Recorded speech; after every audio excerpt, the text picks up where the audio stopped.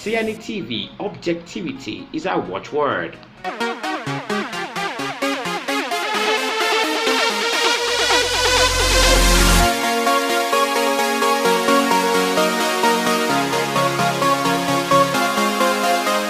Good day, ladies and gentlemen. Welcome to yet another episode of Coin User Strategic Interview, a program where we invite innovators, stakeholders, and influencers in the blockchain, crypto, and fintech ecosystem to come air their view. Today we'll be talking about a very interesting topic, staying compliant as a blockchain company.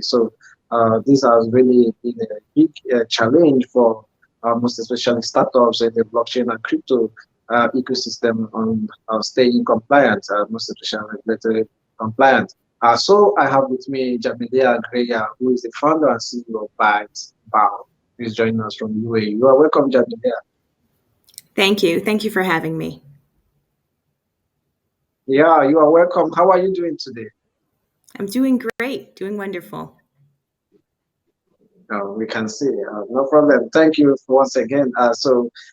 Before we proceed to the conversation, Prof, I would like to get a brief about you and your background just in 1 minute. Sure, absolutely. So I am what they call a Web3 attorney. I help clients all over the world, particularly NFT collections, projects. I deal a lot with cryptocurrency platforms and exchanges. And most recently, I've been advising a number of DAOs. DAOs are decentralized autonomous organizations, and really helping them understand legal and compliance risks as well as business strategies. Yeah, interesting. There are a few people who are doing this in the ecosystem. Also, there are a few ladies in the space as well. It's a very good one. You are taking such a step in the ecosystem. And this is a very big challenge for many crypto and blockchain companies for them to stay compliant. So let's look at what are some of the how you've been able to tell us your background, some of the projects you work with. So what other ways are you making contributions in the blockchain and crypto ecosystem? Sure. Well, I would break it down into three buckets. The first way that I really help out is through advising clients. And most of the clients that come to me, they have concerns about whether it is regulatory compliance, dealing with financial securities. Of course, particularly for clients that are based in the US, they definitely need to be concerned about rules and regulations that are coming out of the United States Securities and Exchange Commission. So there's a lot of guidance and support in that area to ensure that what they're doing is compliant. In terms of global regulations, the regulations across the world are changing very rapidly. So there's a lot of legal work to be done in that space. And the second thing that I really do is I help train attorneys about Web3. And I think there's a huge opportunity for other attorneys that are working in transactions or are working in a business setting to really learn more about Web3 technology and how to support clients in the space. And I'm also involved in other projects. It's just a very fluid space. I think everyone is very collaborative, particularly women in Web3. Yes, I must say that there are a lot of collaborations in the industry. So that's a very nice one.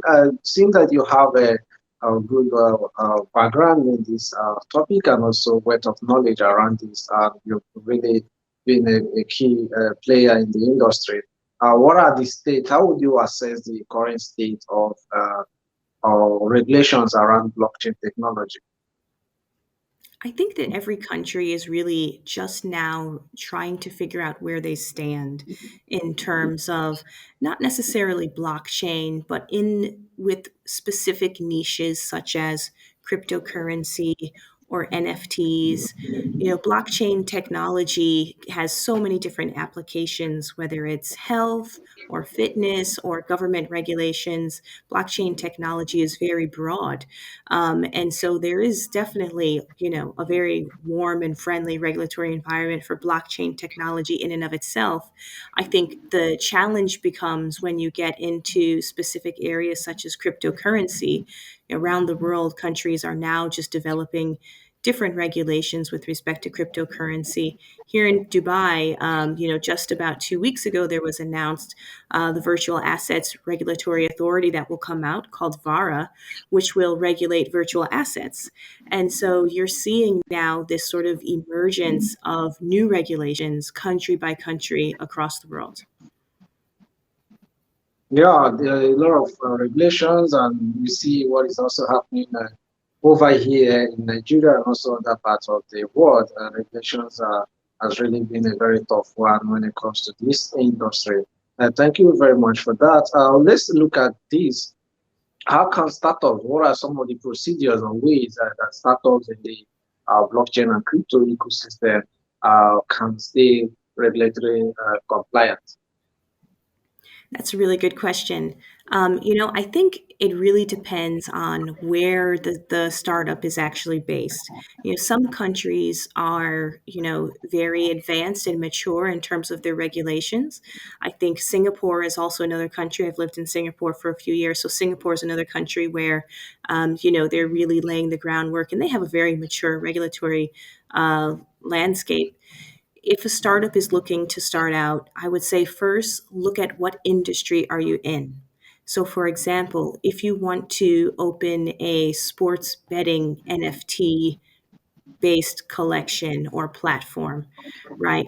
Think about sports betting. What are the current laws and regulations that govern gambling or betting or lotteries within your country, and then decide whether or not you need to worry about those before you worry about blockchain or Web3 concerns. So I always advise clients to first look at what industry you're in, start with the laws that exist, and then go from there.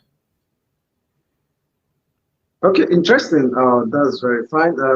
I just have one more question before we draw the session on today's episode of Current Users. Let me get, are there some dangers? Some, most especially startups in the industry may not stay compliant. Are there some dangers for these companies not staying compliant? Absolutely. It's funny, whenever there's an absence of regulations, we always need to fall back on ethics.